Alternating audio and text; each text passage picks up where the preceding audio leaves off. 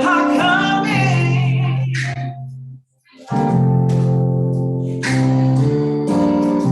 You seem good, you seem bad, you ain't happy and you say, but just remember that better days are coming.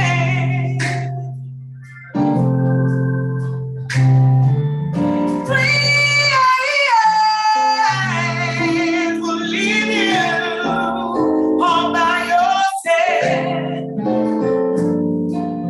but don't cry, comes better days are coming.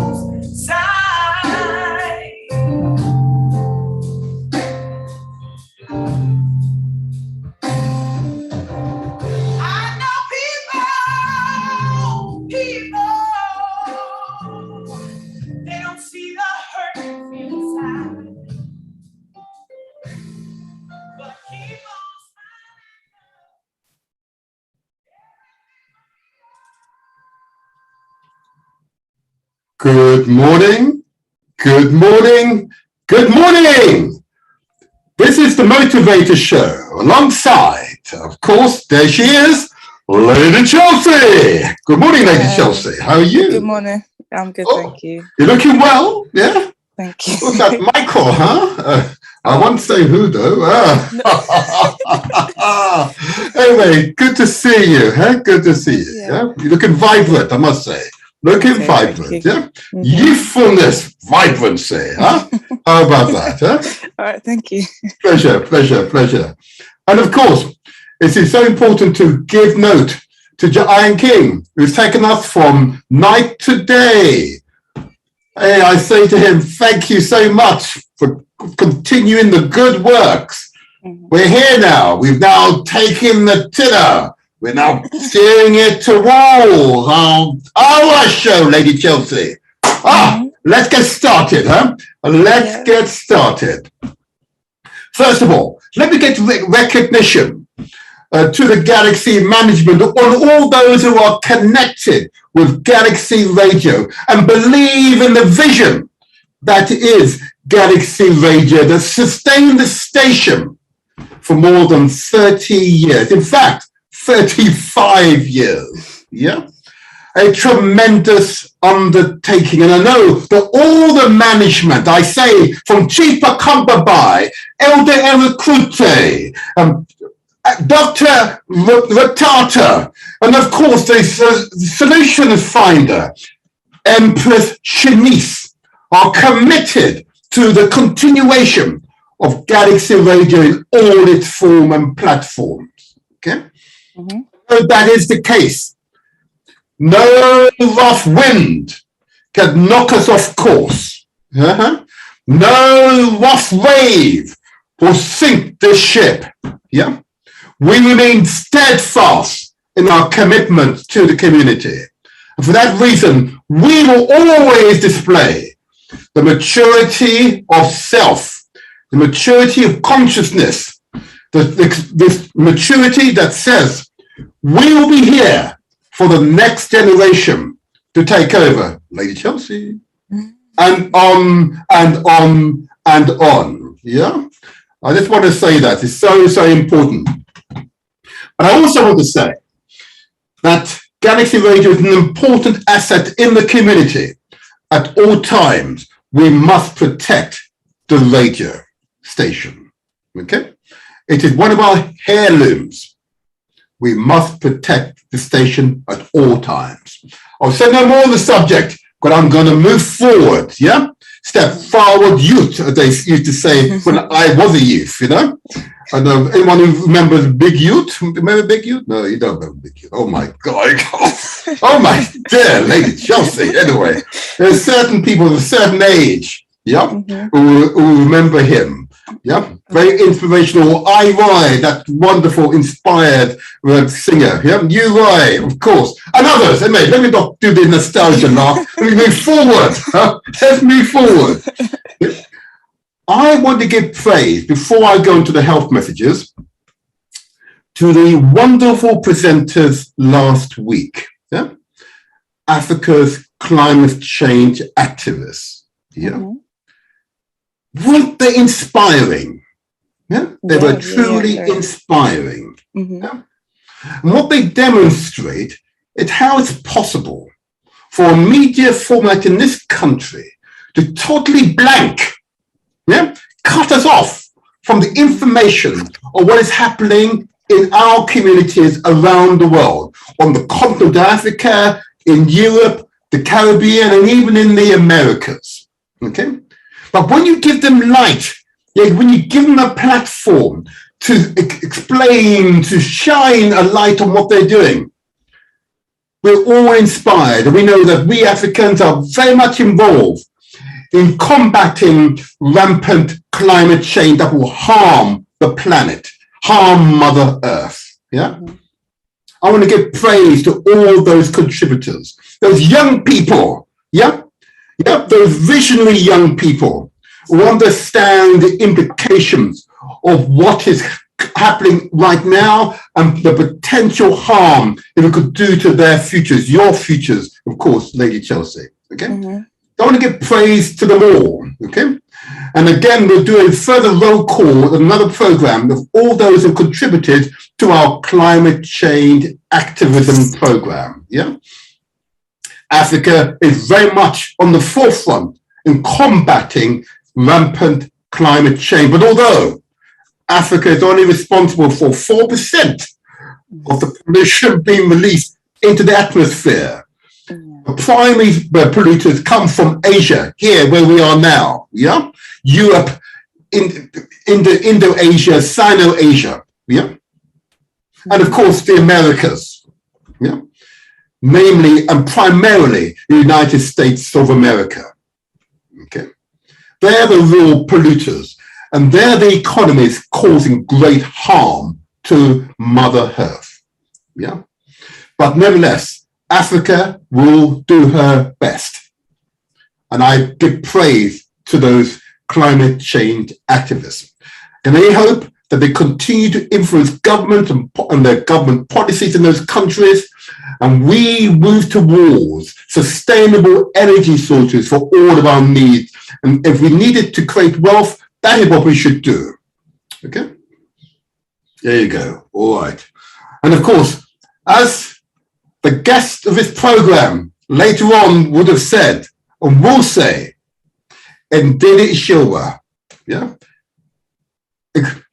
She's a wonderful journalist extraordinaire. Okay. She would say to you, it is not Africa's natural resources which is the source of its wealth. It is the technologies that derive from those resources. That's where Africa's wealth really resides. Okay, and if climate change is a lesson for us that Africa must use its natural resources wisely. Yeah. Educate the people to use those natural resources to convert into technologies that others want to buy. That's the lesson. Again and again and again. I say regularly because it's such a profound observation. Once it gets into the mind of you young people, that's where the wealth is. You're not going to sell our raw materials for next to nothing and then buy the technologies at super premium prices. Huh? Okay, that's the lesson. Anyway, let me move on, because if I don't do this, I know Elder Norma will get at me. The health messages. It's true. Yeah. Elder Numa. Oh my dear. Oh my God, Elder Numa. Hello there, Elder Numa. Anyway, I, of course, Lady Chelsea, I want to encourage people to consider. This is no instruction. This is not a directive. This is you must do. I ask you to consider, for your sake, your loved one's sake, and indeed for the wider community's sake, okay, how much sugar you ingest into your bodies, okay, both from those that goes into your body through teas and coffees and all the other drinks you add sugar to, and indeed the foods that you eat. Do you look at the ingredients, see the quantum of so-called sucrose that is quoted on the labels? Huh? Do you? No. Oh, okay. Well, you know, I ask you to consider it. Because as Professor Hilary Beckles, Vice Chancellor of the Universities of West Indies, which is amongst the top 1% of the most brilliant universities in the world, not me saying it, that's just an international fact. There is an epidemic of diabetes in the Caribbean. Yeah. There is also an epidemic of diabetes amongst African peoples, or indeed Asian peoples, here in Britain as well. And it's also the case, I've recently found out, in the United States of America. Diabetes is rampant. Okay.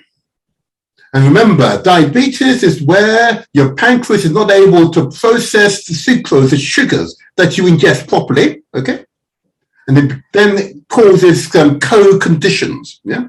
And they are quite numerous. And we should get a specialist on to talk about diabetes quite specifically in the coming weeks, okay?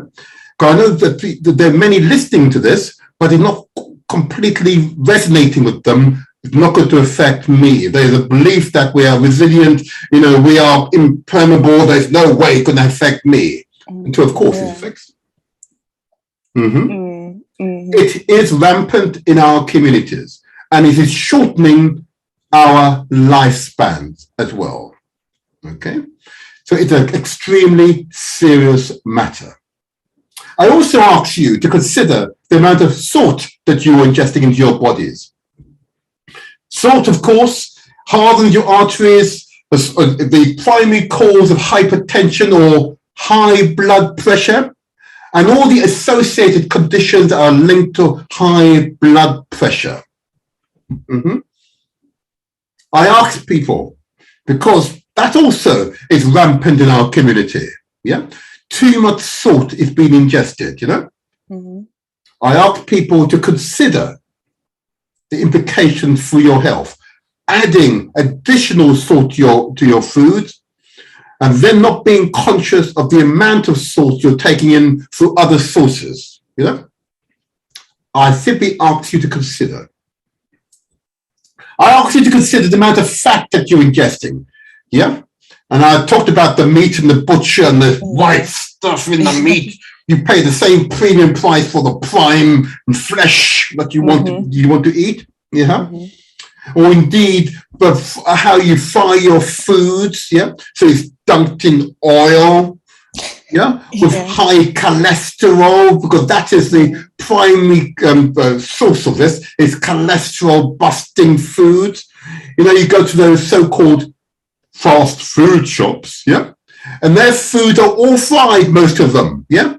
Dumped in these cholesterol-busting foods, yeah? It accumulates in your body, you know, it accumulates around your organs, you know? Again, we get another expert in this, talk about hypertension, quite specifically hypertension. That will be another illuminating show, I trust. Yeah? Yeah? Really important that we consider what we're doing to ourselves every day. And of course, nutritionists, and I haven't spoken to her this week, so she hasn't given me further instructions, okay? Of course, the nutritionist will tell us we must drink the appropriate amount of water. Yeah? Ideally 2 to 3 liters per day. Whatever your body mass is, seek professional advice. Don't take my word for it. Go speak to your doctor, speak to your nutritionist. They're trained to give you this advice. I'm about to say they're expert, but they are. But they're trained to give you the advice. Not some random person on YouTube or some friend of a friend of a friend who said the rumor of a rumor. Yeah. Speak to your GP, the person you go to when you're ill. Speak to your nutrition, someone who's trained in these matters. Yeah. Don't take it from me. I have simply received information from the experts. Fruits and vegetables, far more. Fruits and vegetables should be the order of the day. Ideally, raw fruit and vegetables even better for us, I understand, you know. The idea of the way we cook our food is still relatively recent, you know, yeah. Typically, our food would be raw. Raw food is what our stomachs were actually designed to consume, yeah. It's us in these so-called modern times that cook our food so it's really soft, and we take away all the hard, what they call the roughage out of it. Remember, our bodies like roughage. Our bodies like the roughage, yeah? So your stool, your do if you like, is solid. It's solid, huh? You don't get constipation quite so often, yeah? Okay. Because you need more roughage. That's what she told me to mention, you see. Roughage, I don't mention it normally, you see. So here we are, yeah? Okay. Roughage, we all need roughage, yeah? Work your stomach, yeah? That's what we're genetically programmed to receive. And we don't give our bodies what it expects, then it tries to supplement in other ways. And usually it can survive for a while, for a year, even 10 years, even 20 years. But after 30 or 40 years, in other words, when you get to my age, Lady Chelsea, it's apparent the extreme strain you place in your body in your younger days. That's why the nutritionists and others encourage young people to develop healthy lifestyles. Exercising is critical. I know I said you to say 5 minutes. I've been told it should be 15 minutes minimum. Okay, don't tell them 5 minutes, Martin. Tell them 15 minutes. Okay, 15 minutes. We should at least dedicate at least 15 minutes to vigorous exercise per day. Yeah, and you can't do vigorous exercise, go for a nice stroll, but quick stroll, you know. That will do your heart, your general body real benefits. And of course, as Brother Kwame in Nottingham would have said to us here, whilst it's important for us to take care of our spiritual health, we equally must take care of our mental health. Yeah, so important. So I ask people to think about those times you give yourself the opportunity just to settle, where you're quiet and just with yourself, and you're able just to hear yourself breathing. Huh? So you remain positive at all times. Yeah. You're taking control of your health and general mental and spiritual well-being. Those exercises, those routines are what will ensure that as you get older, you do not suffer from all of these various ailments, which are very prevalent amongst elder members of the community. You know, exercise is critical. Yeah, sitting down for long periods during the daytime, as I occasionally do, is not good for you. Yeah, it's every hour get up and walk around, you know, and then come back and sit down again. You know, your body expects to work. It expects to work. You are genetically programmed to raise your heart above 100 beats per minute. Yeah, at least once a day, if not a few times a day, you know? And failing to do so won't affect you with a said this year or next year or 10 years. It has a cumulative impact. Okay. So I say to those who want to take care of themselves for their loved one's sake, for their personal sake, indeed for their family's sake, and need for the community's sake. If you're unsure, go to your GP. speak to a nutritionist, or indeed, as we found out in the previous program, speak to a pharmacist. Pharmacists are highly trained health professionals, okay? And they can signpost you or give you the advice that you need, okay? I'm going to give praise to the National Black Pharmacists Association. Their contribution to that show was tremendous. And I know that show had ramification, real impact on the community, I say good on you all, yeah? And Mafino, the vice chair of that association, I say good on you, yeah. We need more women in pharmacies, more young men in pharmacy, yeah? Yeah, well done to them all. But I hope these health messages are resonating with some people. I know not all of you, Some of you say, no, I'm not going to do the exercise. Oh, I'm not going to bother them. Oh, I'm in good health. No, it doesn't affect me. That's fine. That's your choice. I only say to you, just consider the implications of your action. That's all. Yeah? No instruction, no telling you. That's it, okay? But I find if you tell people, then they want to resist. They think it's a reason for resisting. We simply tell them it's your choice, but these are the facts. And if you have other facts to contradict what I've just said, please, I'll open the phone lines now for you to tell us what it is, what I've said wrong. At least one person tried anyway, but that's fine. Unfortunately, that person then ended up with diabetes. Can you believe it? Anyway, but you know what? There's particularly in our community, we don't talk about health, our personal health, enough. Okay? And we've got to get in the habit of doing this. We've got to talk about our personal health more so.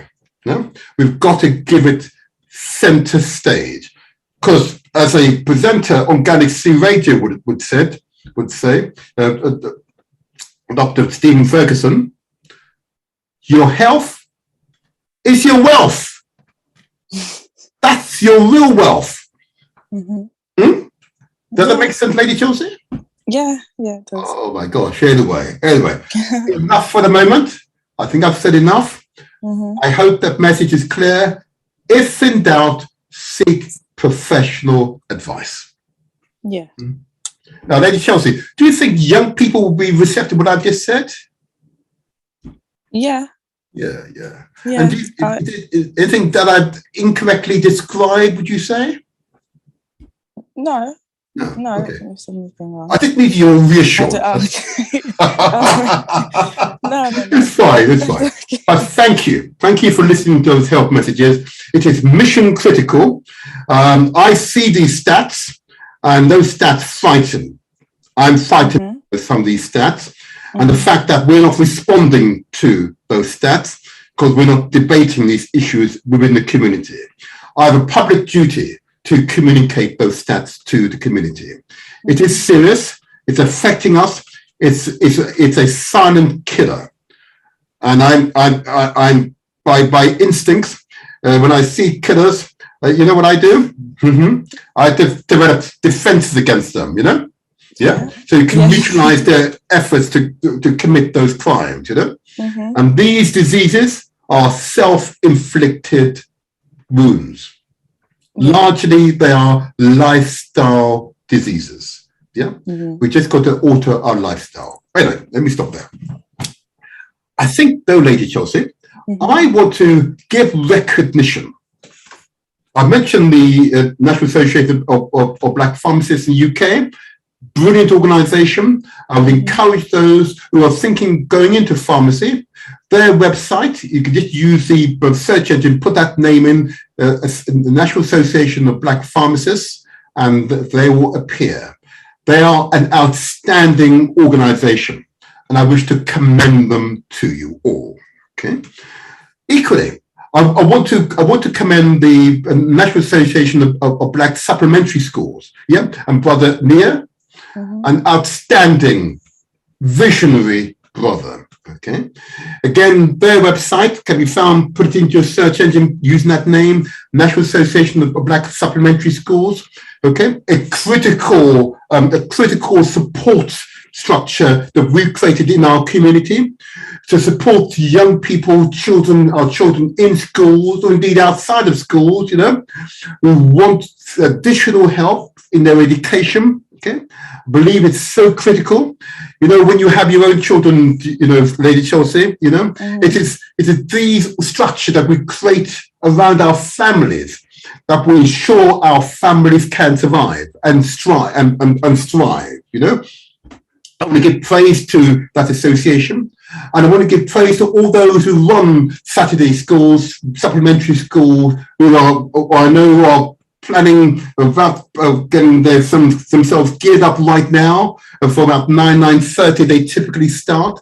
I wish to encourage you all to continue the excellent works. Okay, this is brilliant works. This is what we need as a community. These types of structures in order to support the community, and all of these schools do not do it for money. Okay, they do it for love. Yeah, for common sense. Because if you hurt one, you hurt us all. If one child underperformed, then we're all underperforming. Yeah? We are interconnected. Yeah? We are not separate individuals. We are interconnected. Yeah? It may not appear to be so at times, but we actually are. And those who manage Saturday schools, of course, I must give recognition to Sister Joan and her outstanding book, okay, How to Pass 11 Plus and Other Examinations, okay. We want to give praise to her. We contributed to her book, becoming an Amazon #1 seller for a few weeks. We're proud of that. Sister Joan, keep going from strength to strength. We've got to still organise a book signing ceremony here in my own political war, but we'll get around to that. But I want to give praise to all those who are managing right now Saturday schools. Yeah, I'm going to give. There's my fist of salute to you. Yeah, here is my fist of salute. Okay, well done to you all. Keep up the good works. And Brother Nia, keep up the good work. Yeah, Sister Joan, keep up the good works. Okay. I also want to give recognition, and I've not talked about this person for a little while, and that's Brother Sam Goch. You didn't meet him though, okay. Chelsea. He's developing a bank. Okay, we are overdue for an update on progress to date, but I did want to give recognition to him because I know that he's a very determined brother. He will make this happen. Okay. So I want to give recognition to him, and I'll get him on the show soon. Back on the show soon. And my last recognition, if you don't mind, I also want to give recognition to a brother Kwaku. Okay. An outstanding brother who's demonstrated what it takes to continue to educate. He has a series of online modules across a whole range of subjects, both in terms of music, consciousness awareness, history, culture, and tradition. Okay. So I want to give recognition to him and his great works. Okay. And I wish that he continues to go proceeding from strength to strength. Okay. I think I've said enough for a few minutes now. I'm going to give myself a break. I'm going to hand over to Lady Chelsea and give focus to young Malachi. Okay? Yeah. Young 40-year-old boy at the time. I believe he's slightly older now. Okay. Yeah. Who wrote his first book. Okay. I'm going to let Lady Chelsea describe the book to you all and why we want to give recognition to him. Go ahead, Lady Chelsea. Yes, there's a little segment we do to praise and support Malachi on the book that he wrote, and that is still on Amazon, I believe. It's called Tutankhamun, The Tale of the Adventurous Boy King. And I believe it's like his take on Tutankhamun, but I think like a modern-ish kind of version. And it's this short story. I don't know if it's going to come Oh, up. yeah, a But bit no, closer to I it. don't know. I don't know. Just There you are, got it, just yeah? the background. Yeah, We okay. can't quite see, but it's okay. Yeah, but yeah, no, that's the book, and it is also the prize for the competition that we've been running majority of the year now, I believe, um, uh, with the £25, and it's a competition for children. So we have a question that I normally do for under 10s, the question that I do for 11 to 16-year-olds. So I'll read out the number so everyone can be prepared, and then read out the questions. Okay, so the number to call is 020 348 15240, and the PIN number is 370 733 4397, followed by the hash key sign. Questions.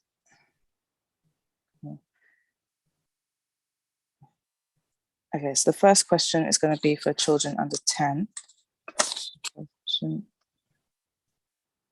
Question 1. How do you spell Tutankhamun? So that's, how do you spell Tutankhamun? And the second question is for 11 to 16-year-olds. Question 9. Who or what did the people of Kemet worship during the time of Tutankhamun?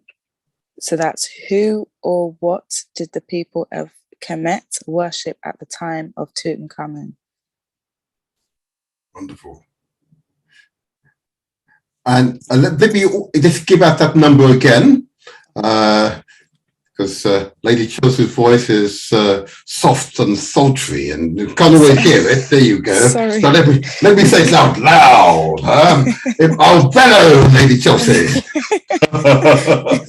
Okay, the number to call, if you are able to respond to young Manakai's questions, it's as follows: 0203 481 5240, and the PIN number to use, it's 3707 33 43 97, followed by the ash sign. I'm going to tell you, it's that vertical and horizontal symbol on your keypad. I don't know what she doesn't say that, you know. Why would everyone know what it means, huh? Ash. People do know. That's been there before I was born. No. Yes. I want to make it easy for them, anyway. Okay. And of course, if you're viewing this program via Facebook or YouTube, you'll see the number on your screen. And indeed, if you're viewing us via YouTube, please either do the like for us like this, there you are, do the like, or you can press subscribe and we'll simply send you notification of the next program. Nothing else will happen. That's all you'll receive. But it simply gives us an indication of the numbers of those who are wanting to follow the program via YouTube. But most certainly, if you're watching us via Facebook through the Motivator Show, of course, please follow us on Facebook on the Motivator Show. Yeah.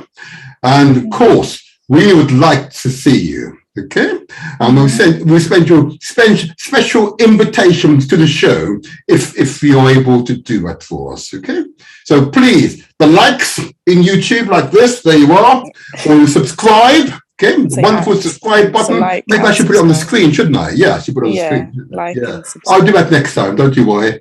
We'll keep evolving. We'll keep evolving. You know, in Facebook, just follow us on Facebook under the Motivator Show, DE and the Motivator Show. Okay, there you go. There you go. Now, I do wonder sometimes, Lady Chelsea, if young Manakai's questions are challenging. I don't know what to say. I know. We are determined, of course. But of course, the other young man, Derek, of course, you know, I think maybe we should approach him as well, you know, for his inspirational book. The young man who appeared on our show just over a month or two ago, Derek Shortridge, 11 years old, when he wrote his first book. Yeah. And his first book was called, of course, Words Are Inspirational. Yeah. It's wonderful. Isn't that wonderful? Sorry? I thought it was wonderful. Was it? Oh, wonderful. Well, I said inspirational. This isn't inspiration. Isn't it a remarkable young men we have, and I'm sure young women we have in the community. At 11 years old, okay? Words Are Wonderful. Yeah, that's the correct title of the book. Yes, you're right. Words Are Wonderful. Yeah. It's available also via Amazon. Okay. Please go look him up. Yeah. Words Are Wonderful by Derek D. Shortridge. 11 years old. It's intended to stimulate among boys and girls interest in reading and writing and expressing yourself through the written word. Yeah. What an inspired young man he was. But of course, we met his dad. His dad, such love. Very similar to when we met Malachi and his mother, Sister Segmet. Yeah. The love between parent and child was so noticeable. And that love in itself is an inspiration to our children. A lesson for us all, huh? Yeah. I know some parents think that you're strict and firm and all that, you know. Somehow you're teaching your children to survive, but actual fact, you are suppressing your children. Yeah. Displaying unconditional love for your child, sons and daughters. That is the most stimulating, most stimulating experience a child can experience, you know.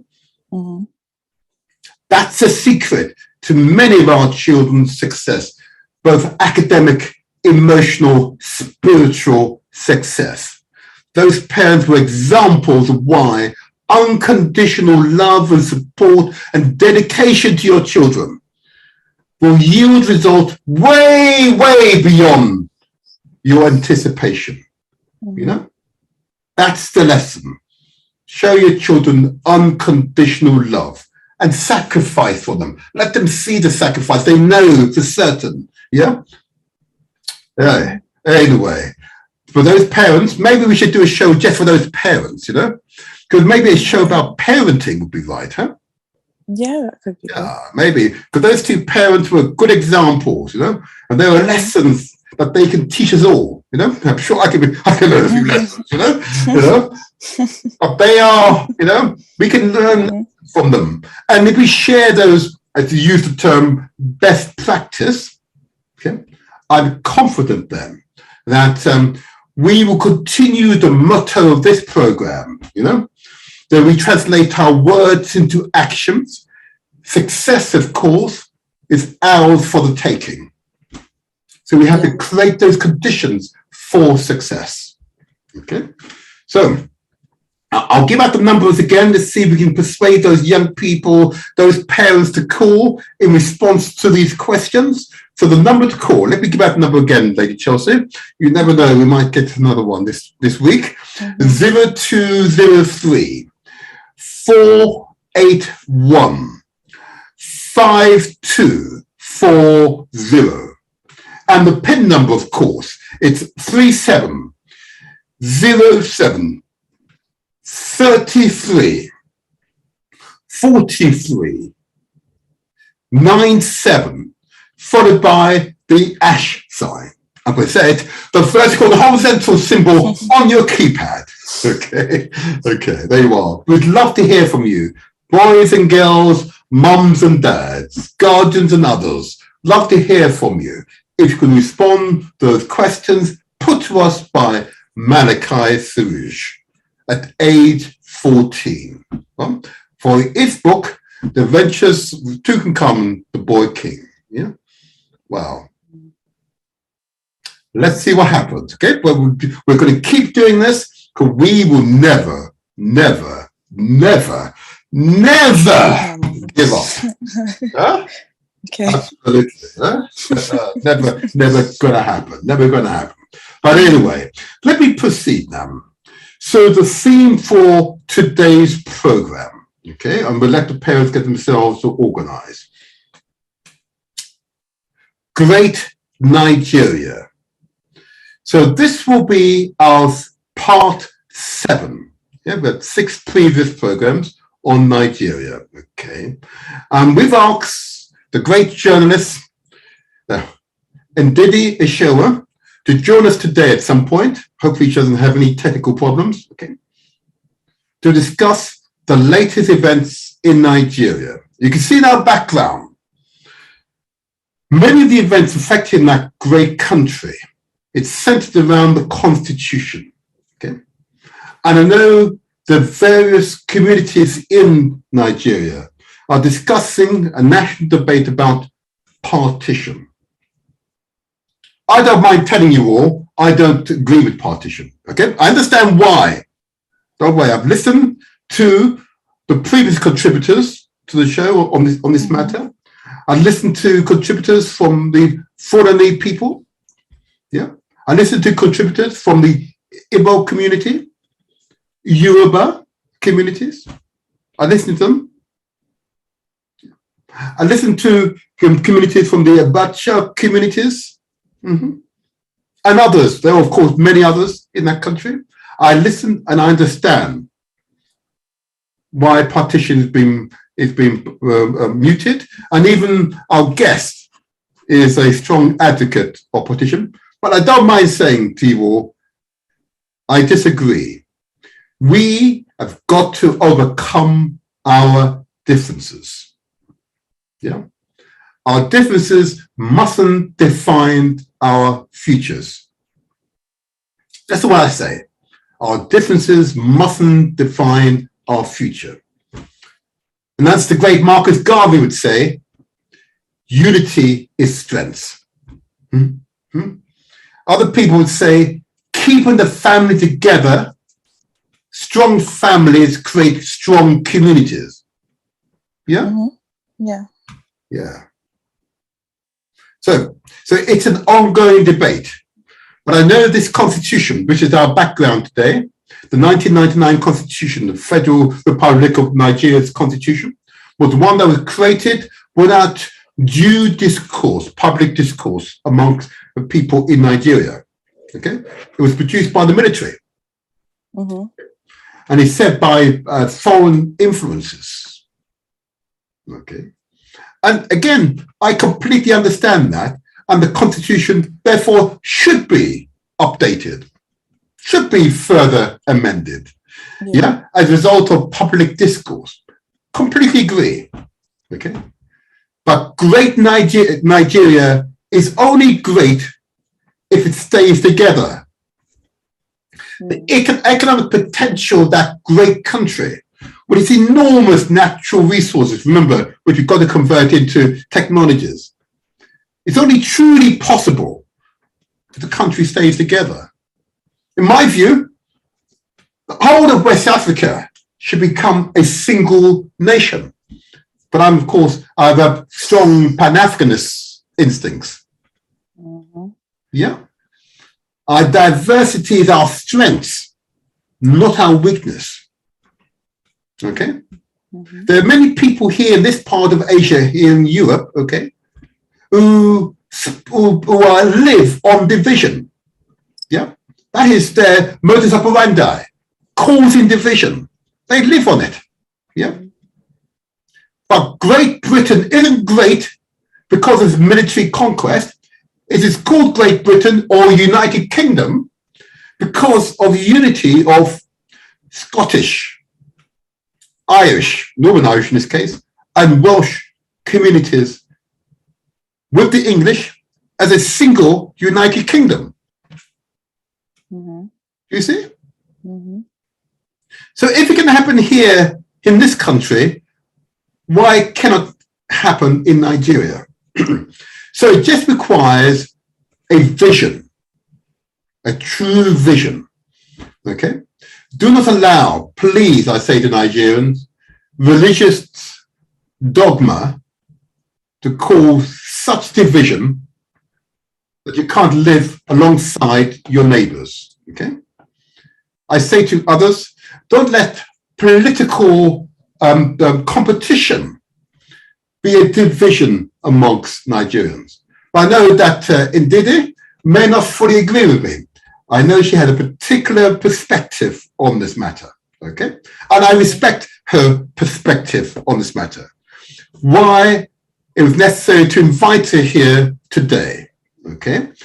Because I've been reading avidly Nigerian newspapers, watching the commentary on TV, okay? And I've become increasingly concerned about what's happening in that great country, okay? Mm-hmm. So I look forward to this discussion, and Ndidi has already joined us. Good morning to you. Good morning, my sister. Good morning. Can you hear us all right? Good morning. Aha. Good morning. Can you hear me? We can. Yeah. You might need, if you can, maybe I might need to adjust our volume a little bit. Keep talking. Keep talking. How are you this fine morning? Hot. Hot and happy. Oh, I have to say you look beautiful. So I don't mind telling you. Don't worry. It's okay. The sun's doing you well good, huh? Thanks. Thank you for joining us this morning. Thank you for joining us this morning. I'm not sure if you heard my initial intro this morning. Okay. But since you and I last met on this program, I'm not sure if you met my co-presenter, Lady Chelsea. I'm not sure. I can't recall. I think so. Yes, I think so. Yeah. On the previous show. I can't recall if you had. I should have checked that before coming on, shouldn't I, really? Anyway, I want to introduce to you, Ndidi, my co-presenter, Lady Chelsea. Okay. Hi, good morning. Good morning. And what she brings to the show, which I don't possess, is youthfulness, energy, and intelligence. No, thanks. Okay. Because ultimately, Ndidi, whatever we do, it's our young people, the youth, that will inherit our works. Okay. So young people's perspectives on these matters, I believe, are critical in us making our decisions for their futures. Okay. So if I may, I'm going to ask you an initial question, and I'm going to invite the young person following my question, because she knows very little about Nigeria in depth, okay?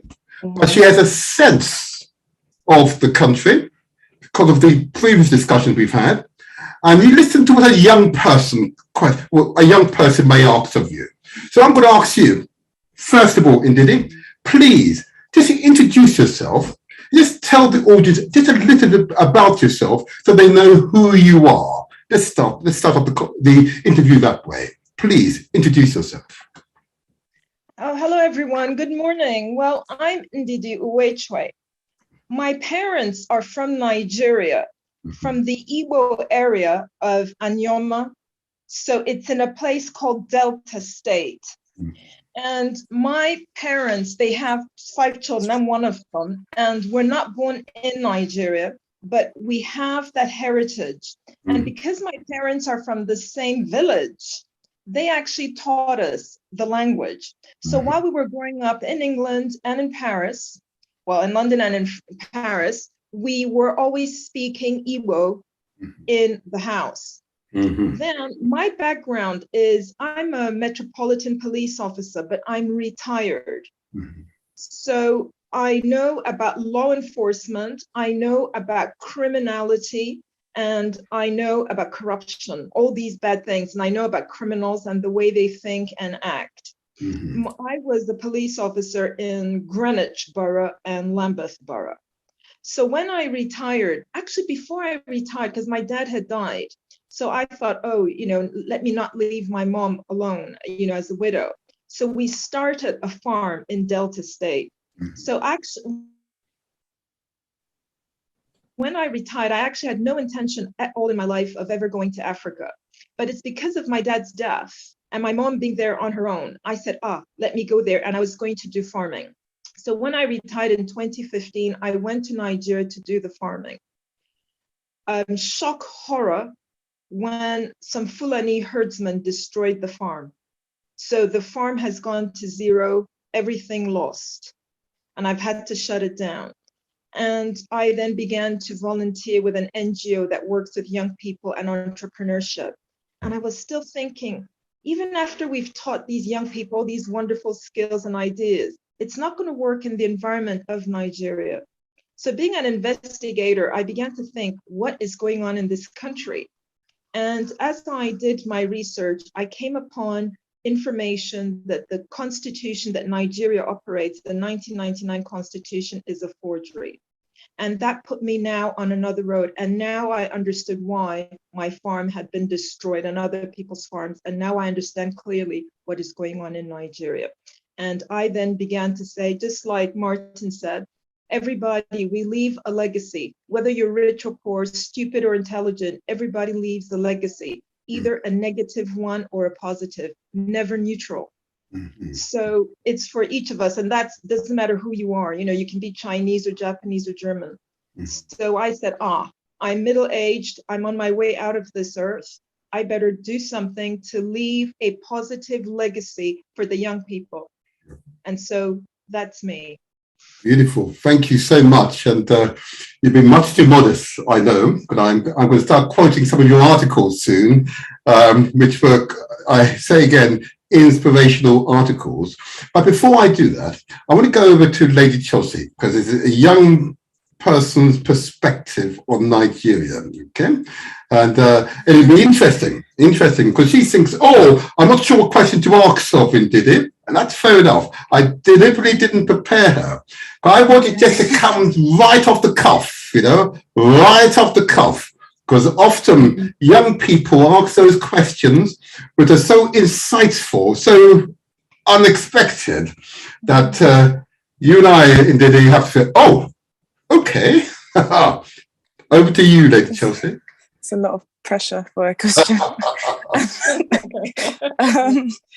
I suppose, like, quickly, as you mentioned, I think a lot of your decision making and stuff was made off the Constitution. I just wanted to get a reminder as to why the Constitution, you believe, or is, false, in your opinion, or like, yeah. Okay. Why is it a forgery? Yeah, that's a good question. Okay. You should ask a question, didn't I? I'm a police officer, so we need to remember that. So unless you want to say I'm not a police officer, then so I know what a forgery is. I was in CID for several years. I'm an investigator. So and the people who said it's a forgery, they actually are lawyers with expertise in jurisprudence. So I'm one of those people. I'm not a pilot, but if a pilot is telling me something about a plane, I'm going to listen, because I don't know anything about what they're saying once they tell me they're a pilot. So I'm a police officer, a British retired. Yeah, but what is what's the aspect of the Constitution? Okay, yes. No, it's just because she said it's an opinion. And an opinion is different from a fact. I understand. I said in your opinion. I didn't say that it wasn't true. Yes, so but what I'm saying is it's a fact. I did, because it means that the whole thing that everybody is suffering, it becomes a joke if we're not going to take it seriously. But the 1999 Constitution is a forgery, because if you look at the preamble, and there's several articles out there about it, if the preamble is kind of the introduction of the Constitution, and it says, we, the people of Nigeria, that we came together to form a union that is indivisible and indissoluble. Plus, that was number one, that we actually came together to agree. The number two, that constitution is the one we made for ourselves. Those are two very blatant lies. Okay. So it's as if, So that's what makes it a forgery. It's kind of like if there's a marriage certificate. So let's just say that Chelsea, some man, kind of fancied her and he knew her name is Chelsea. Then he goes and gets a marriage certificate, puts Chelsea's name on it, puts his name, forges her signature, grabs her and says, "You're my wife." It's very much like that. So it's a document that is not a constitution, but it has that title. What it actually is, and the experts in law, and you can check all these out, it's Military Decree number 24, renamed. If I can go a little bit further, in Ghana under Jerry Rawlings, they had military rule. Then they made a constitution. After they made the constitution, the military people, they still gave it out for referendum for the people to agree it. Right. Because that word constitution, if people do the research to find out how it's made, you have a group of people who will actually write it. But after they've written it, they still have to give it out for referendum because it's only the referendum that legitimizes it. When they write it, it's called a draft constitution. It's only when the people have the referendum and say, yeah, we agree, it becomes a constitution. None of those ever happened with this document. Okay, so so we're clear. So I think we can acknowledge what you just said, that in fact, the people were not consulted, and therefore the opening work statements are not accurate. So I think we're clear about that.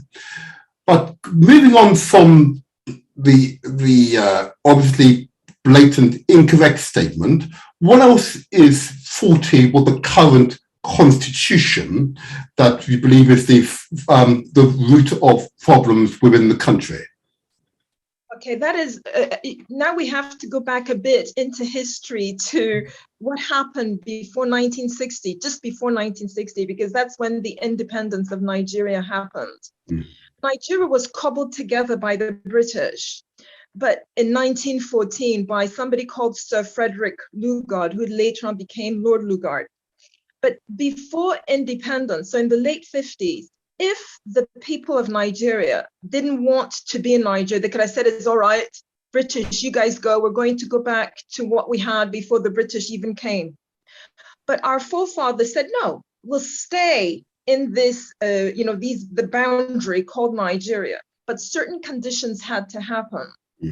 And Nigeria is the kind of country that Nigeria is, and I didn't know until I came here and I did the research. You've got different ethnic nations. Yes. So you've got like the Yoruba, it's an ethnic nation. You've got Ijo. Some people may use the word tribe, but it's more than a tribe. It's actually a nation. They could all have been countries of their own, like small Liechtenstein, small, Switzerland. Yes. These are like small countries. So they could have been countries of their own. And we have, some people say like 350 different indigenous ethnic nations. Now, all those people decided, no, we want to be in Nigeria. But, history happens. So you had an area which would be like the Yoruba bloc. So that was already forming. And that was called the Western region before independence. Then you had another area called the Eastern region. Then you had another area called the Northern region. And so this is happening before independence. So each of them had their own regional constitutions. And that is important to remember. So they were already as regions, each functioning as more or less three separate countries. But then they said, you know what? It's like a marriage, because people get married because they think their lives will get better. They think that their lives will get better if they're together. So what happened just before independence is that they discussed and they said, yes, let's, form a union and we'll decide what we want to have in common. When they decided that, they now had to have another constitution that will create the union. And you call it a federating constitution because they said they're going to be a federation. And the things that they have in common, that they want to have in common, they said, we need a small union office, because it's a union. We need a small union office. And it was based in Lagos. And that's what you call the federal government or central government. So that would be a small union office. And then each of these regions would get a bit of money and maintain it. So that's how Nigeria was around the time of independence, and everything went well, was sort of not went well, but it was progressing until 1966, the military coups. And that Nigeria that I described ended since 1966. And the problems got progressively worse. Right, okay. Now then.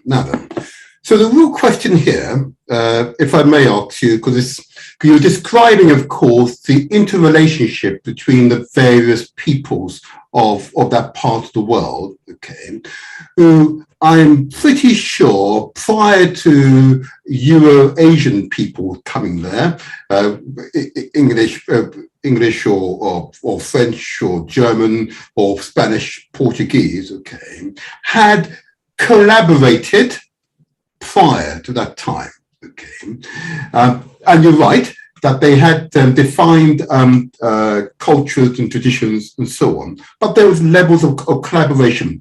Nigeria, of course, is a federation, so it's made up of nations. Yeah, okay, so that's clearly understood. What I suppose I'm being challenged by, and as you know, because I have to work with Nigerians from different parts of Nigeria, okay, is why has it not been possible over this time for the various peoples to find commonality, to reshape the country in their image, as it were?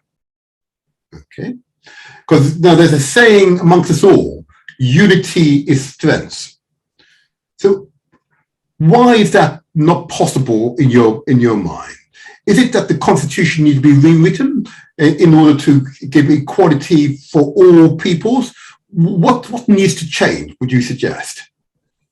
Okay, I'll go back to the imagery of a marriage. Two people who say they love each other, they come together, and if they do love each other, it's a happy marriage. Yeah. But when you've got two people, one of them is in love, the other one is not. And I'm going to make it the male. So the male, his intention is to be mean to his wife.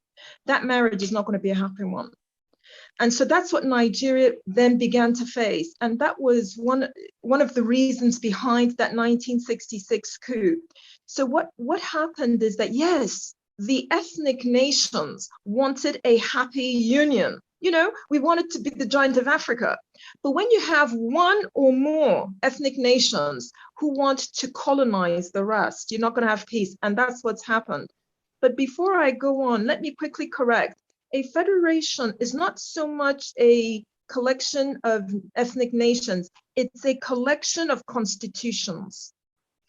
Because if we go back to, you see what I mean? Because, so it's just that little bit of a difference. No, you're right. And it's very deliberate, and I'm pleased you made that clarification. Because I think you found, and I most certainly have found, when you have groups of people who have a range of experiences and intelligences come together, okay, they are capable of finding solutions, you know? We have a wonderful sister here in Galaxy Radio, who I call the solutions finder. I don't mind calling her name, Sister Shanice. She wants to find solutions to problems, you know, okay? And sometimes you have to give in order to get a great deal back. By giving what you believe is emotionally attached to you in order to get a great deal back. But what you're giving is something that's really close to you, and you're nervous about giving it because you're not sure you get it back. But ultimately, you will get it back. I use that analogy because I've found among the Yoruba, Igbo, Fulani, Hausa, those small Hausa people, and others that I've encountered across Nigeria, okay, great wisdom, okay? And I'm almost lost for words that wisdom hasn't been brought to bear to tackle the intercommunal issues, okay? Because last time you were here, we spoke about the Fulani people, okay? And I've previously had guests from our community discuss the experience of that community, okay? And yes, I'm going to share with you, I will share with you that the current killings that are going on in the northern part of Nigeria, particularly of Christians, is wrong. Yeah. But invariably, in my role, my other hat, when these things are happening, it's primarily caused by the leaders of the various communities not talking to each other. Yeah, establishing silos, okay, and therefore seeking to defend themselves from the other. Okay. Now, how do we move forward?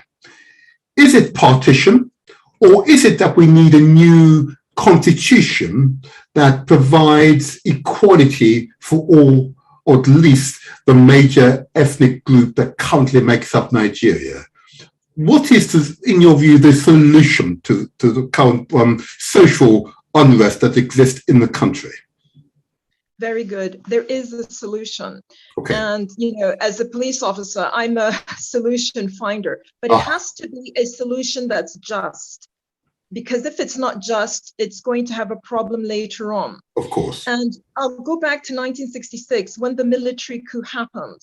Since 1966, Nigeria has now been governed by military decrees. That 1999 constitution is Military Decree 24 renamed. Understood. And because of that, so all those intelligent people that you've seen in Nigeria, what has happened is that they just shut up because they are so depressed and unhappy with what's going on. They shut up because they're not able to be involved in governance because they have to be corrupt, or they leave the country. So you're finding that the best and brightest are now doctors in America, England and whatnot. So they either leave the country, or if they're there, they hold their head down. Because what has happened is we now have to go back to the Constitution is the important thing. I'll go back again to Lord Lugard. Mm-hmm. Lord Lugard never liked Nigeria. For him, it was a money-making thing. And he instituted a system that he called the Nigerian system. An extract of the document has been, I actually typed it from the photocopy, PDF'd it, and I've put it on the two websites of the NINAS movement and Lower Niger Congress. So of course, because I typed it, I read it well. Mm-hmm. So he created this system called the Nigerian system, and it will be based on three things: ignorance, fear, military terrorism. For military terrorism, you can see state terror, okay, or state terrorism. So ignorance, fear, and state will be a terror to the people. Since 1966, this is exactly what has happened in Nigeria. When I'm in Nigeria, everybody frightened. I've never seen a level of fear like this, and I didn't understand until I did my research and I found out it was there. Now, if I may at this point, I'm going to agree with you, okay? Because I've observed that level of fear amongst Nigerians. There's no doubt about it whatsoever. And indeed, you are correct that there has been a brain drain from Nigeria, yeah? And the Nigerians, as you know, here in Britain, Americas, and indeed the Caribbean, and they're doing exceptionally well. The brightest children, black children, African children in this country usually hail from Nigeria. Okay, so there's no doubt that there has been a brain drain. But I am going to have to just tack you a little bit though, because whilst the fundamentals of what you described correct, I need to look further as regards the spirit and the strength of the people, which is, I think, is an area which we need to further explore. But of course, if you can see the fault lines in the country, I'm assured, because I've observed quite a number of Nigerian stations here in London, okay? amongst my political cohorts, there are Nigerians, and listen to their debates on these issues. Okay, it is quite clear to me that there is an inner strength which seeks change. Okay, and whilst there is fear, because, as you say, that was decreed by Britain in order to suppress the country, there's no doubt about that. Okay, because it wasn't simply Lord Lugard. Okay, it was part of a system of colonial oppression, which is intended to slow down, if not bring to a stop, progressions across the continent. I mean, social, economic progression across the continent. So that's simply a fact of life. But I want you please now, Ndidi, because our time is limited, and the purpose of these shows is to both inform and empower. Okay. Yeah. And what I know, those who are listening are shoots, those thin shoots of hope. Okay. Yeah. Give us some idea. Give us some impressions of those across the various communities who are reaching out and are seeking a new détente, as you like. Yeah. Those are indeed involving initiatives which are designed to counter the negative impressions of a neighbouring community. Give us some idea of the proactivism to counter the propaganda that many Nigerians are being exposed to. Give us some idea.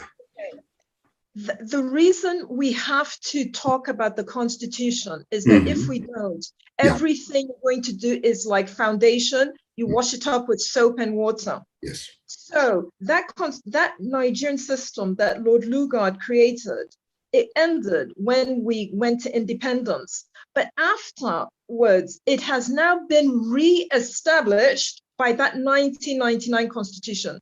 That 1999 Constitution re-establishes the Nigerian system.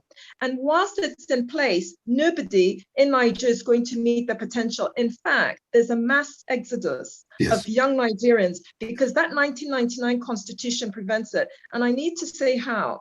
That 1999 Constitution, it has some different sections. You know, like every constitution will have something like, we're going to provide welfare and security and everything. So it provides a whole list of nice things that anybody would want. But in another section, it actually makes it non-enforceable. The legal term is non-justifiable.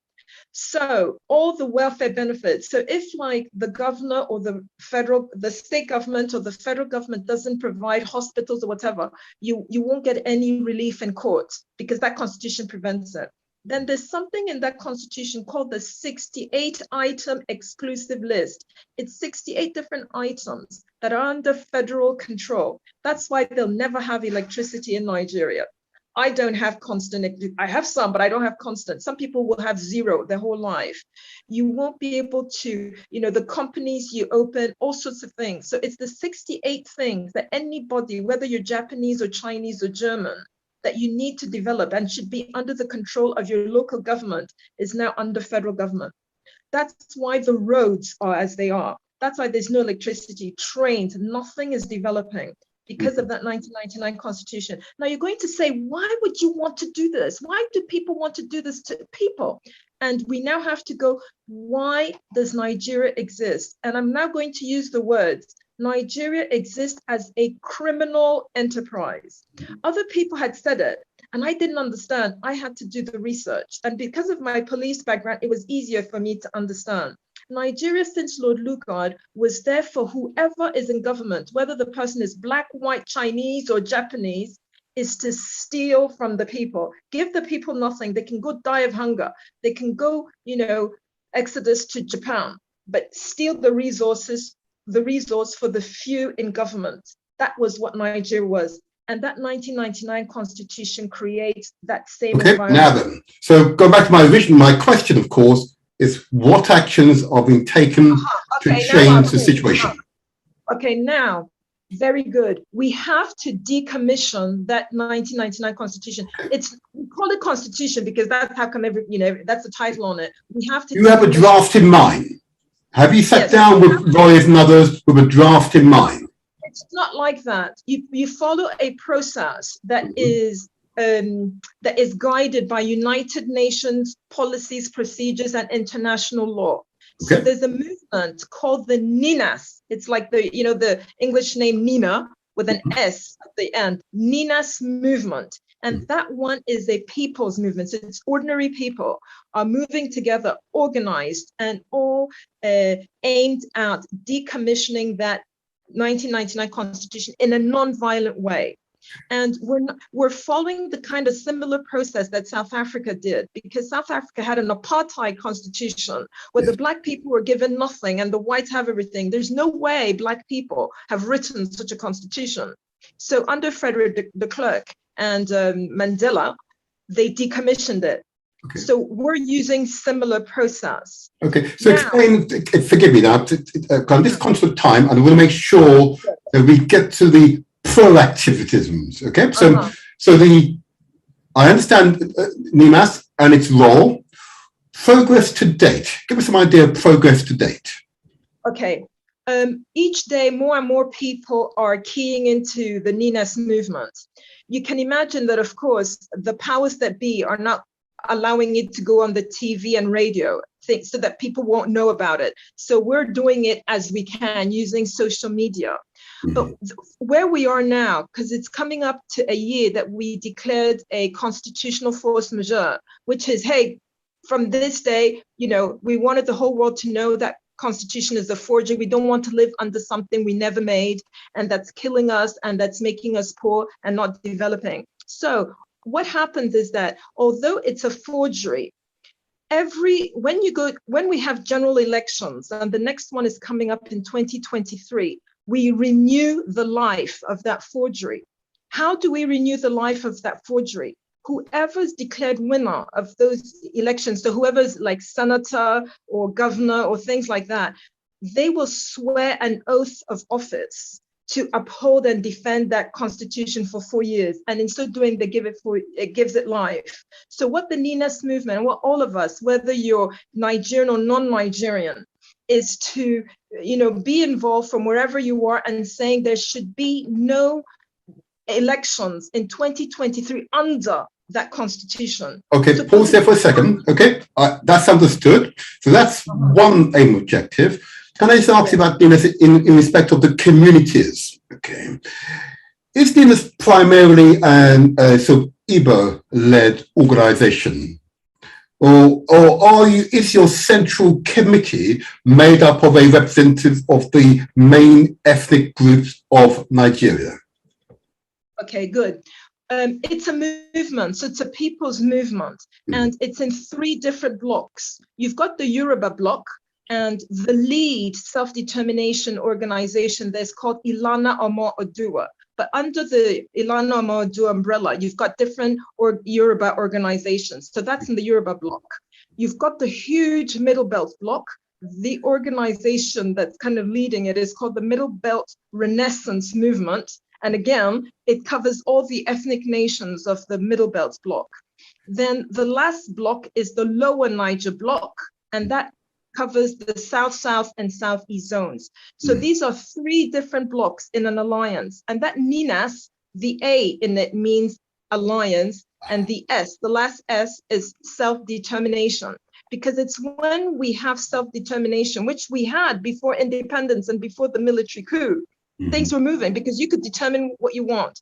Now this constitution has hijacked your self-determination. So somebody else is telling you, go here, do this, do that. And you're like a slave. You shut down, you're cowering. You don't know what, even though you know that the things you're being told to do is to benefit, they're going to steal your resources and all this because they've got the power and they've got the military and police and everything behind them. So this is where we're at. So what level of support then is, as NINAS garnered amongst different ethnic groups, or indeed the generational groups? So is it primarily a young person's initiative, or is it spread across all the age groups? Is it primarily a Christian initiative, or is it spread across the various the religious groupings? How representative is NINAS? Yeah. I would, because I've met people from the different ethnic groups of Middle Belt, Yoruba bloc and Lower Niger bloc, but the few that I've met, because since I'm not from Nigeria per se. My history is not here. Yeah. If I went to school, if I'd gone to school in Nigeria, I would know more people. So it's kind of the people I come across. And I speak to taxi drivers if I'm in a taxi. So wherever the taxi driver is from, and I tell them, and they wouldn't have heard. So many of them haven't heard because mainstream media is deliberately, because they're all compromised, is deliberately not going to talk about it because they want to push Nigerians to those elections. They want to have those elections to renew the life for another 4 years. Okay, before you go there, I just want to make sure I capture this. I noticed that you haven't mentioned Hausa or Fulani ethnic groupings. Okay. Is there a reason for that? Okay, the Arawa bloc. Oh, okay. They already seceded more or less from Nigeria, you see, because before 1960, Nigeria was going to actually split because the Middle Belt said they're not going to be part of Nigeria if there's any Sharia. So they had to have some talks at Lancaster House in London and Willings Commission, also British, this is colonial days. So there were some key things that Nigeria must be. Nigeria must be a secular nation and it must be a federation. Federation meaning that you have self-determination as well, yeah? So those are the two things. Of course, when the military came, they were like soldiers. They ordered everybody about, killed who they wanted and whatnot. So the 1999 Constitution creates a Nigeria that is different from the one our forefathers had agreed, and we were to have a parliamentary system. The presidential, whose idea we don't know. Somebody decided Nigeria's going to have a presidential system. Somebody decided 36 states. Okay. So what about the, if I may ask you then? We don't know. 700 government areas. How did all this come about?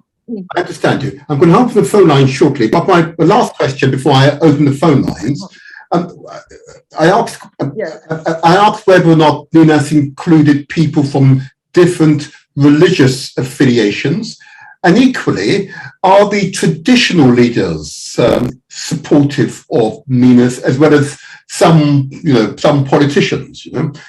I'm trying to understand the degree to which there is that vision of a free Nigeria which respects some diversity. To what degree the various parties in Nigeria share that vision? So the religious groupings and the traditional leaders. Tell us about the traditional leaders who I know have great sway over the opinions of the masses.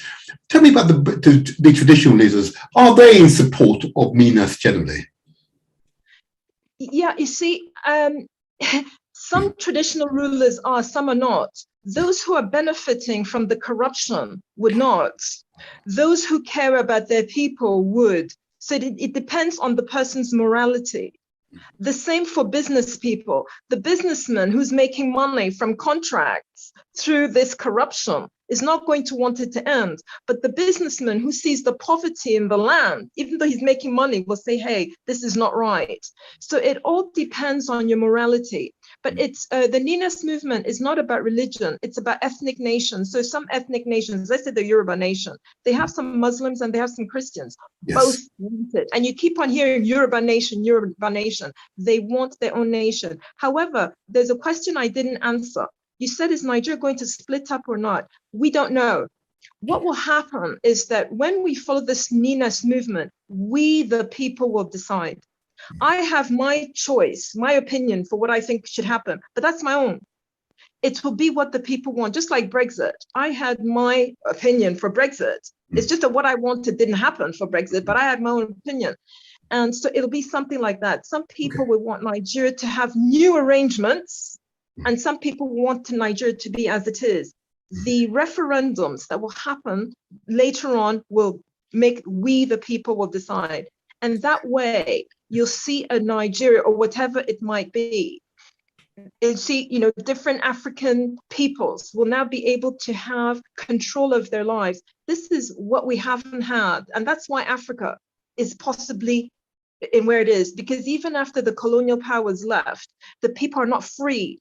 They're not free because now Black leaders colonized them and took their self-determination. So we're not free. So in Nigeria, hold on there.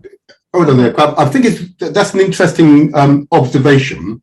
And we have a situation not this similar situation in the Caribbean. And of course, often we say that it's our own people doing it to us, until, of course, you get behind the closed doors and you find our own people are being held hostage by other peoples.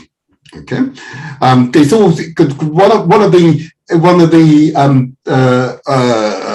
effects of colonialism, you see, is that those who have or had economic control of the country continue to have economic control of the country. In other words, they pay, they're the one who generating the wealth. It's not the people in the country. It's those who colonize the country that continue to hold sway. And that is the same in Nigeria.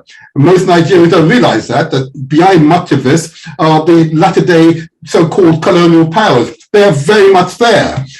Otherwise, we would have found solutions for ourselves if it wasn't for external influences. Okay, and I believe those words are the correct word when discussing our intercommunal tensions. Okay, because we Africans are naturally peaceful people. Okay, it requires an external force to corrupt that natural peacefulness and desire for collaboration, which is an instinctive part of our genealogy. Okay, it could be, for example, religion, external religion would have been brought into the country, which is the source of the problems. Yeah, whereas the traditional religious leaders have no tension between others.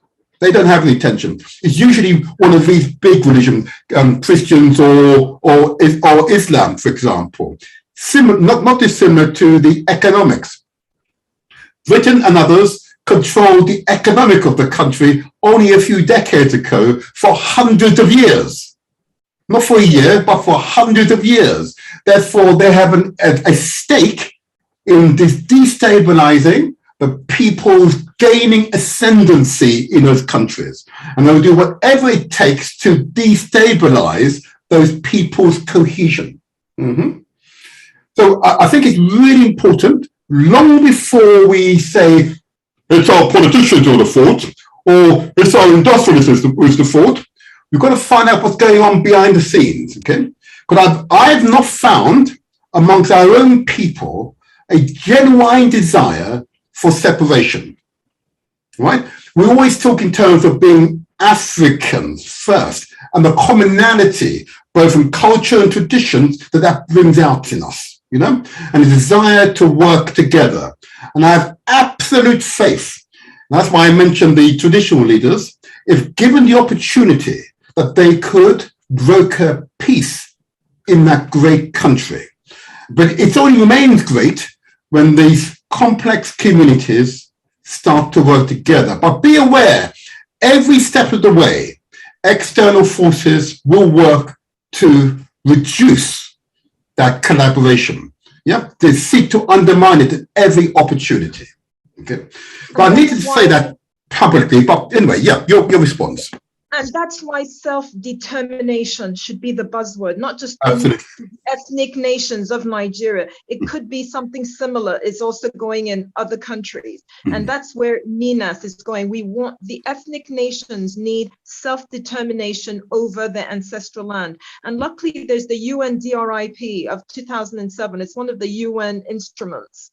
And that one is what NINAS is using. We're using those instruments to get what we want, but it's self-determination.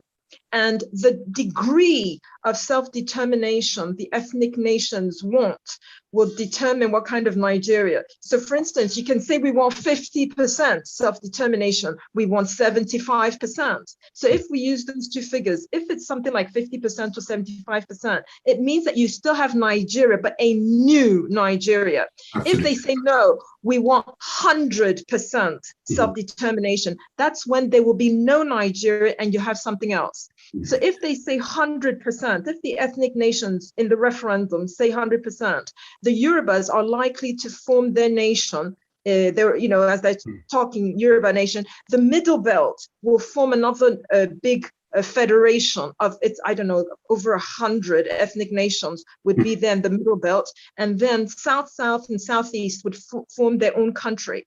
but they would still be some kind of a union, like when you've like daughters are, sisters are always, they're more united. Yeah. So there could be something like a EU kind of organization that will keep us still, even if we're different countries, that will historically, we would always have a strong bind, stronger than the ECOWAS that is there. And we would still also be part of ECOWAS. So these are all things in the future.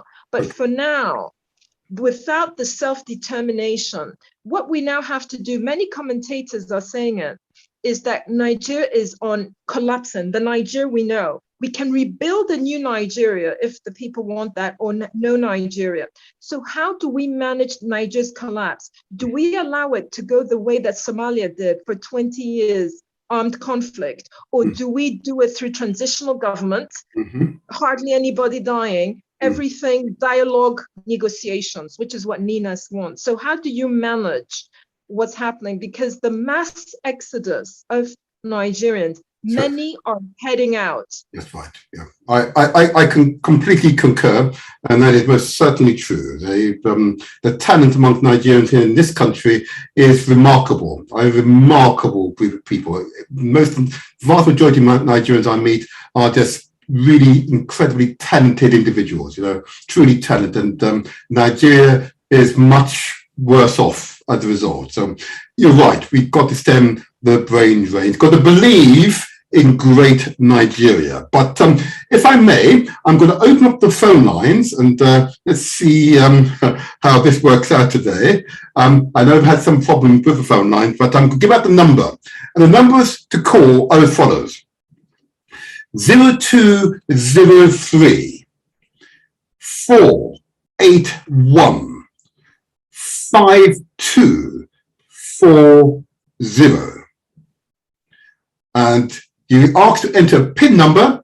It's 3707 33 43 97, followed by the # sign, the vertical and horizontal symbol on your keypad. If you're viewing this program via YouTube or Facebook, the number should be visible on the screen, in the bottom left-hand corner, I believe. Okay, so it'd be interesting. So it'd be interesting to hear what commentary comes forth as a result of this initial interview. Remember, so this is the Motivator Show, translating words into action. You've outlined the purpose of NINAS. Okay, I did some reading up on the organization. It is fascinating, and it is long overdue. No doubt about that. Okay. What I was trying to gauge is NINA's extent, for example, in Britain, United States, Europe, or other places, whether or not NINAS has organized Nigerians in these countries as yet, or are you aware if that's happening? Okay, because it's a movement, the people have to do it for themselves, because I'm not going to do it for them. That's what I'm saying. So, so it's somebody had the idea. I have spent my money, and I don't really need to, because I'm not Nigerian. It's my parents who are. I don't need to do any of this. I should be in the Caribbean enjoying my life. Oh, Diddy, you got it in your blood. Stop saying that. You got it in your blood, just like me. You're right. Hold on a moment. You're right. You and I do not need to do this, but we do it because it's in our blood. We know we must do it. Yeah, so continue. It's just I care for justice. And that's why everybody, so because it's a NINAS movement, wherever you are, any idea you have, do it. Don't wait for me or somebody up there to tell you what to do. Use your initiative. This is what I do. I don't know about Twitter and all these things. I'm just using it. So perhaps some people are reading it, perhaps nobody is, I don't know. But you do what you need to do. As I said, I go to any taxi that I'm in. I start talking to taxi driver. So do what so everybody needs to get involved and not saying, let me wait for Ndidi to do it all. Let Ndidi do this. Let her, you understand what I mean? Which is what some of our people do. They just be sitting folded hands and waiting for it to either be successful or to fail. No, this is a movement. let everybody everywhere, and you don't even have to be Nigerian, you don't even have to be Black. All you have to do is to like justice. It's not right for anybody on earth to be given a forgery. And because of using state power, will kill you, will put you in prison, will harm you, and, will use it to steal the resources of the land. So that, because they're stealing the resources with no effective resistance. And that 1999 Constitution allows it. So anybody who wants justice anywhere, and the NINAS has a website, ninasvoice.org. Go and fund it. If you're not able to do anything, go on. Kwanzaa is coming. Don't give your children any Kwanzaa gifts. Use that money, the £10, whatever. Go and fund the, this thing of justice. Or, from wherever you are, maybe again, forgive me, Ndidi. How can they do that? Explain how they could make that contribution. Okay, you go to the NINAS Voice, voice, the way you speak. So it's NINAS, NINAS, Sierra, Voice, Victor, ninasvoice.org. And there's donate button somewhere. It's been a while that I've been on the website, but it's, and then you donate. And, if you want to volunteer, you volunteer from where you are, or if you just use your initiative. And if you're a student, you tell the people, hey guys, did you know that Nigeria's problem is the 1999 Constitution? It's a forgery. The poor people, they're suffering on it. We need to, you see what I mean? So it's about raising awareness wherever you are, however you can. Okay. I suppose that there's some other sort of governance issues around the contribution. So NINAS has got a management committee, a leading committee, just to give us some idea of the structure of the organisation, so that those who are listening can be assured that in giving, it's going towards the cause and there's accountability for monies received. Okay, yeah. The account is in the US. It can't be in Nigeria because if any of you know about the NSARS, the police brutality of the young people, they went and began to shut people's accounts, because this is it. When the state is the terror, they'll just do anything to just scare everyone. Sorry, Ndidi, could you just hold on just a moment? I've got a caller on the line. Let's take this caller, then we can come back to that issue. Okay, a caller with number ending 9034. Good morning to you. Grand Rising, the motivator. Grand Rising to you. On the continent. Yes, Ndidi. Indeed, yeah. And hello. Good day. Good summing up. I'm following your thing, and I think these things need to be addressed, and people need to be very honest, because unfortunately, a lot of people is like ostrich. They want to bury their head in the sand and not face the real issues. Now, I've been doing a lot of study on Nigeria over the years, and one of the things is that Nigeria has a population which is greater than Brazil at the moment. The population has actually doubled within the last 25 years, right? From 100 million to over 120 people. Now, if it continues, within the next 30 years, Nigeria will have a population equal to that of the USA. We're having difficulty hearing you, my brethren. Can you just change your position so that you won't come clear? You there?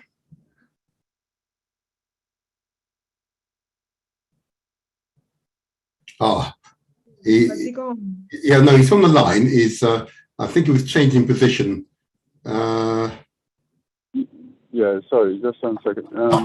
Yes, can you hear me any better now? Yeah, much better. Yes. Yeah, okay, fine. Yeah, so I'm saying that Nigeria in the next 30 years will have a population greater than that of the USA.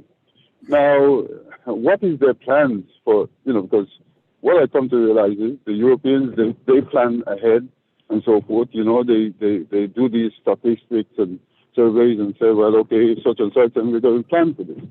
Has Nigeria got any plans for the population developing at such a rate? What is going to happen to it? Okay. The other thing is, let's hold that one more thing is, question there, my brethren. Can we just hold that question? what plans has Nigeria to cope with the expanding population? Indeed, are you able to answer that question? Then we come back to you, Brother Akram. I can answer it from what I see. Nobody cares. Okay. No, they're not doing anything, and nobody cares. Right. Okay. Okay. Hold on, Didi. Even I'm aware that there are quite a few Nigerians who are concerned about the expanding population and the number of young people under the age of 35. So Nigeria, indeed Africa, but certainly Nigeria is one of the youngest countries in the world. Okay, and of course, how to ensure that young people become economically viable is uppermost in, I can show you, in the politician's mind, regardless of which party they're in, and indeed in the social scientist's mind. I don't think it's fair to say they don't care. It's really a question of empowerment to enable.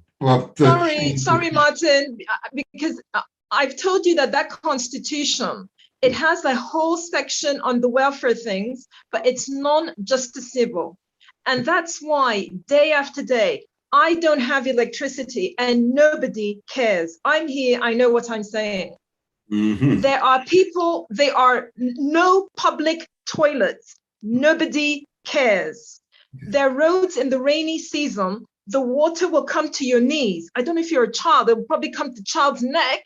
Mm-hmm. Nobody cares. And when I say that nobody cares, of course the parents and the children care. They are powerless because that 1999 constitution. Okay. What people are going to do is flee the country. Okay, I'm going to come back to you, but it's an interesting observation, because I hear you. Let me go back to Brother Akram. Brother Akram, your follow-up question. Yes, the other thing is, because, what I'm saying is, Africa, for me, is like the USA. Yeah. It's a free enterprise country. Governments really don't do much there. And because it's a free enterprise country, and Nigeria has got a lot of billionaires, why don't those billionaires pool their resources together and say, well, look, we're going to put in electricity, we're going to build bridges, we're going to do all of these things, because that is what happens in America. Most of America is controlled by the corporate body of people. They own the hospitals, they own this and they own that. So why is it that all those billionaires cannot pool $1 billion each of them, at least the 20 billionaires that's there, to pool their resources together in order to change the narrative? Hold that thought there. So in other words, why don't the wealthy people in Nigeria put in place the infrastructure that would enable them to make even more money from Nigeria? I know indeed it's good to say they don't care. No. I'm going to say what I had said before. Okay. It's the 68th item in the exclusive list of the 1999 Constitution prevents it. There have been people who wanted to do good things, bring in electricity. That constitution says electricity is by federal government. So if federal government doesn't want to give it, it doesn't matter if 1 million of you can do it, you're not getting it done. And then when you say about the business people, I came here precisely to start a farm. Fulani herdsmen went and destroyed the bamboo, set the farm on fire, farm destroyed. Any jobs I create, I had to sack, of course, the workers because I was worried about the safety. Farm is gone, it's gone back to bush.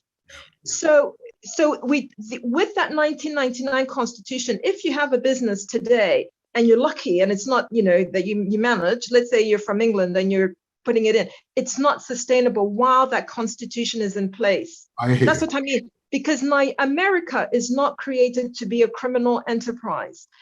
When I say, I'm talking now as a police officer, Nigeria is a criminal enterprise, meaning it is created for those in power, whether it's me or you, those in power to take money from the rich resources of the country with minimum resistance by keeping the people ignorant, in fear, and with no development.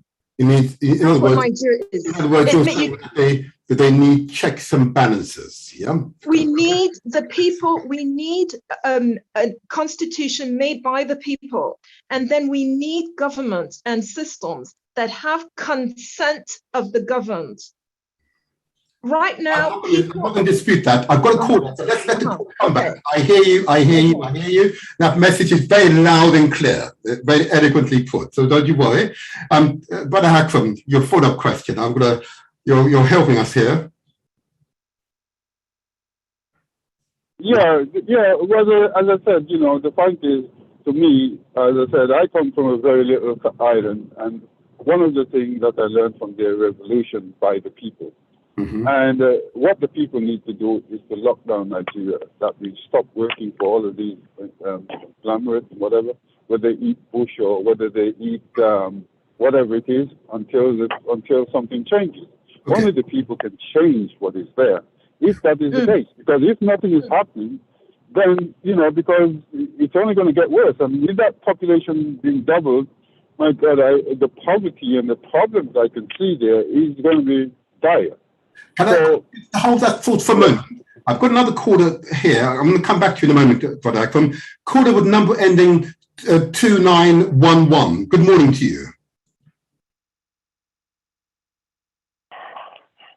Good morning. Yeah, 2911. You can speak now. Oh, you put yourself on mute.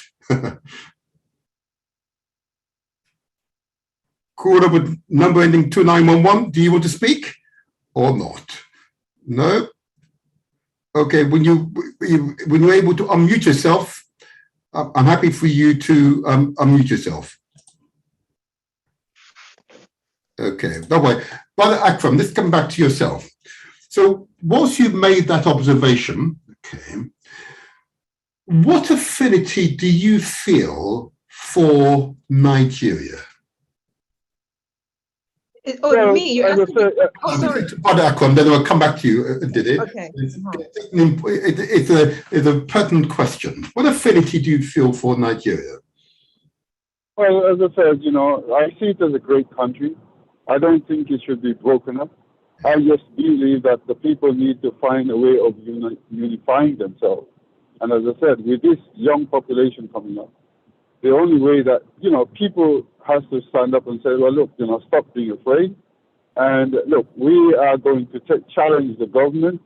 And that means, basically, as I said, like what we did in my country when the people felt that things were not right, they locked the country down. That means no planes fly, nothing does. Nothing goes anywhere. That means if that's the case, then somebody will then have to take stock at the top end. Right? And that is the way I see it. And are you willing to contribute to the change in Nigeria? Is that myself? Yes. Well, the African Cooperative Union, you see, so, Well, as I said, we've been trying to get people there to take it up. I have been in communication with people there, but as I said, because every country has their own different constitution, but it would have to be for people from there. In fact, the leader of the cooperative movement of our ACU here is from Nigeria. Okay. He's a Nigerian. Right. So, as I said, we hope that one day we will get to move there because we're looking to move into Gambia next. And then, as I said, if it works out, we try to spread. But that's what I'm saying. Unity is the vital important thing. And that's why I'm asking the question, being in Africa, I'm asking the question, why cannot these millionaires definitely come together, in order to make the changes that Africa needs? Okay, let's put that question directly to Ndidi. Why can't these very wealthy Nigerians who live in Nigeria and indeed around the world come together to see the change which is abundantly obvious needs to happen to that country? Ndidi. Yeah, those who have the heart, they've tried and they've not been successful because of that 1999 constitution. Mm-hmm. They've lost their money and that empowerment of the people didn't happen. One of my cousins, he was here for about 5 or 6 years. Then, all the plans he had, the money that went down the drain. I didn't know at the time about the Constitution, neither did he. Anyway, he went to Ireland two Christmases ago. He's not coming back. And he also had good plans. I'm still here because I'm retired. But if this Ninas movement, if the people don't key into it, me too, I'm going to leave Nigeria to their fate. Because I'm, as I said, I'm a police officer, so I know about crime. If people don't want to listen to an expert like me, and I'm not the one who identified it, I did my research and came upon it. If people don't want to listen to experts who are giving them solutions and they want to go up here and up there, whatever, it's up to them, they will reap it. The one solution which does not involve violence, the only one that does not involve violence and destroying the country is the Ninas movement. The other one of shutting down Nigeria is going to be war. Yeah, we do that. If they choose that way, it's not the way I would choose, but it will be war. This Ninas movement is to say, come on, guys, let's follow the path of South Africa. Have a transitional government. Everybody in government right now stays in place. We don't want anarchy, but we have a transitional government and people can do the research to understand what that means. The transitional government will be time bound. We, the people, will decide what kind of country we want moving forward. That is the only non-violent. Anything else is going to be chaos and there will be refugees. We shut down Nigeria that way. Ghana is going to be overwhelmed with the refugees, and Cameroon and Benin, because people will not stay. When Nigeria is shut down, they will run out. Hold on just a second. I'm just conscious, I've just been alerted to time. I've got only 10 minutes. Tar, these interviews with you, they go so speedily, indeed. So give me a moment. So, Brother Akram, do you want to, any other points you want to make? I've got only a few minutes now. No, time does not present. But as I said, she's doing a very good job. But as I said, that to me is the final solution for my part. Is the people need to take control. Yes. They need to say, look, look, we are not going to work for any of these companies. We are going to shut Nigeria down totally until you all change the condition for us, the people. Hey. Thank you, Brother Akram. Thank you very much for the call. Thank you very much for the call. Thank you very much for the call. Can I just double check if the caller with number ending 2911 wishes to say anything? I see you're still mute. You're still having a problem there. If not, that's fair enough. Ndidi, in that case, I'll go back to you, Ndidi. I've got maybe 5 minutes left now. Then, what's your closing message that you want the people across the world to hear in respect of Nigeria? Because I know you believe in Nigeria, okay? It's not an experiment. You believe in Nigeria, I know that much. But what is your, what can those who are listening do to help you to deliver this new Nigeria through Ninas? What can we do to help? Okay. Before coming to Nigeria, I had my own views.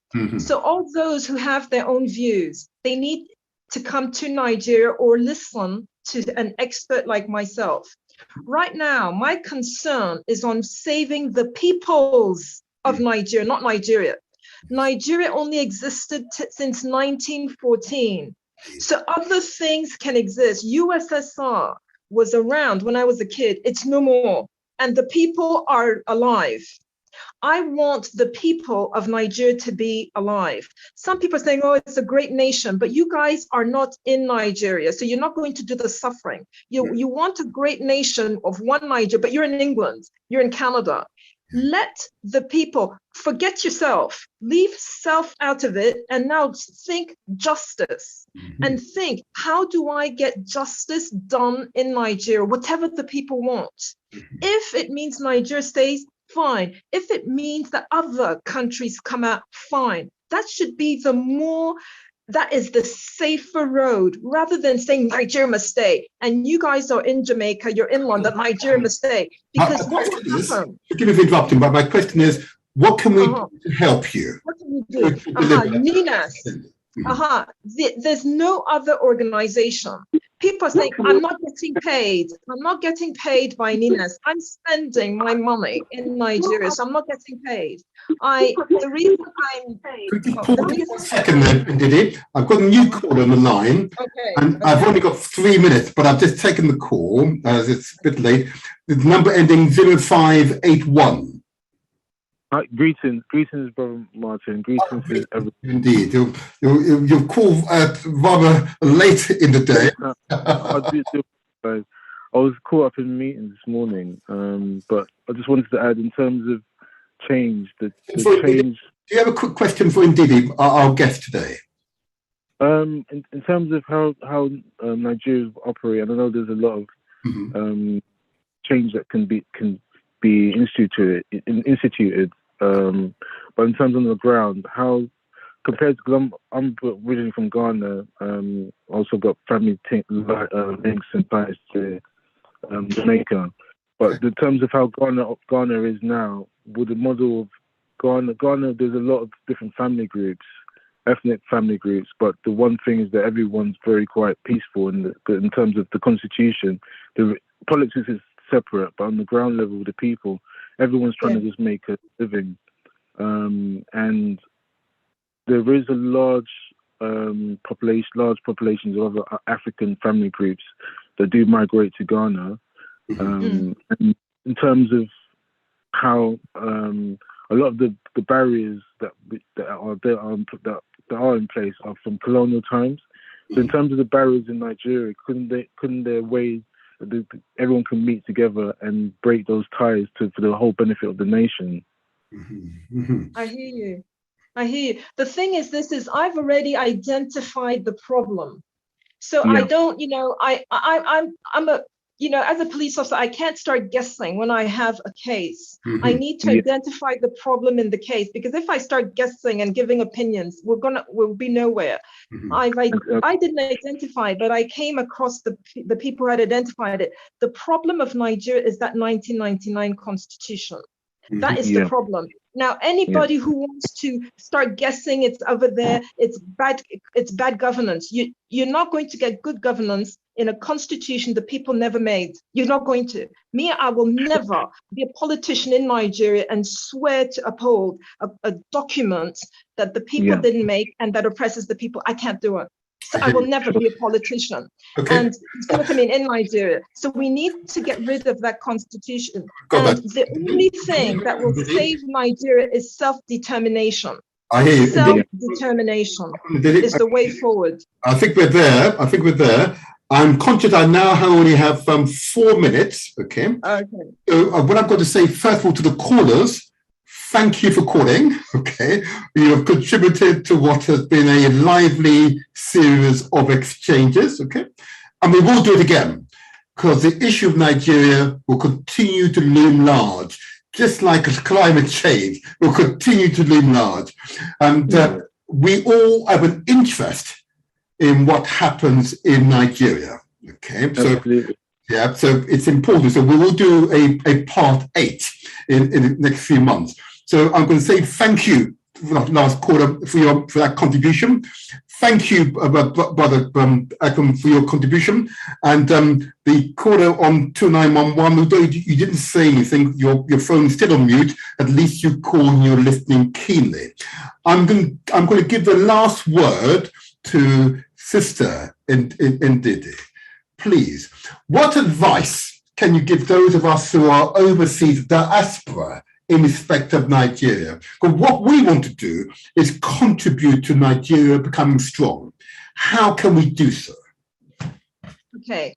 The first thing is, please listen to the experts. Forget your guesses and your opinions and go to the facts and the truths. The problem is the 1999 constitution. The Ninas movement is exactly the people, because they say the people have to do something. It's exactly the people rising up and saying they don't want to live under it. They want democracy, they want justice, and they want we, the people, to decide what kind of union Nigeria should have, if any at all. But let the people decide. That's all I can say. Okay. Ninas movement. In that case, then, thank you. But we will give out details how those who are listening can make contact with NINAS. You say it's based in the United States.